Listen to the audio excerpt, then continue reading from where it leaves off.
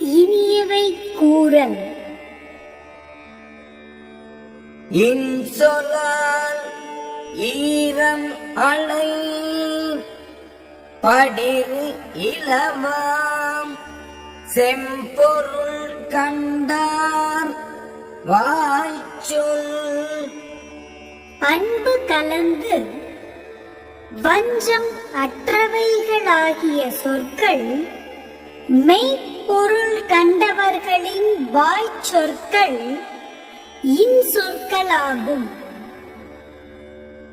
அகன் அமர்ந்து ஈதலின் நன்றே முகன் அமர்ந்து இன்சொலன் ஆகப் பெறின்.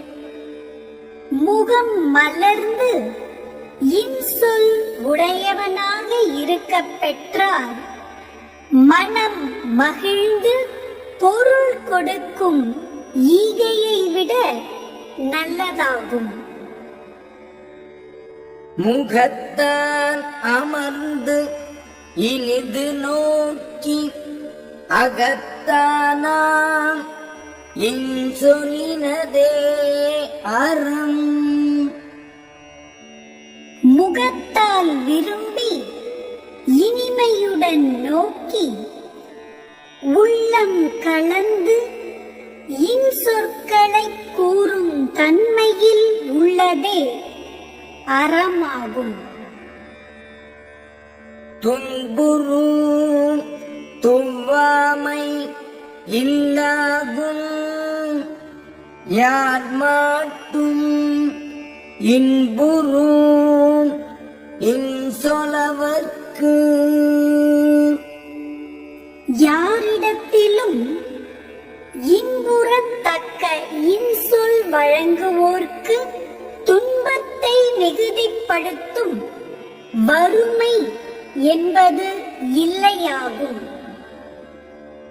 பணிவு உடையன் இன்சொலன் ஆதல் ஒருவர்க்கு அணி அல்ல மற்று பிற. வணக்கம் உடையவனாகவும் இன்சொல் வழங்குவோனாகவும் ஆதலே ஒருவனுக்கு அணிகலன் ஆகும். மற்றைய அணிகள் அணிகள் அல்ல. அல்லவை தேய அறம் பெருகும் நல்லவை நாடி இனிய சொலின். பிறர்க்கு நன்மையானவற்றை நாடி இனிமை உடைய சொற்களை சொல்லின் பாவங்கள் தேய்ந்து குறைய அறம் வளர்ந்து பெருகும். நயன் ஈன்று நன்றி பயக்கும் பயன் ஈன்று பண்பின் தலை பிரியாச் சொல். பிறர்க்கு நன்மையான பயனை தந்து நல்ல பண்பிலிருந்து நீங்காத சொற்கள் வழங்குவோனுக்கும் இன்பம் தந்து நன்மை பயக்கும். சிறுமையுள் நீங்கிய இன்சொல் மறுமையும் இம்மையும் இன்பம் தரும். பிறர்க்கு துன்பம் விளைக்கும் சிறுமையிலிருந்து நீங்கிய இனிய சொற்கள் மறுமைக்கும் இம்மைக்கும் வழங்குவோனுக்கு இன்பம் தரும்.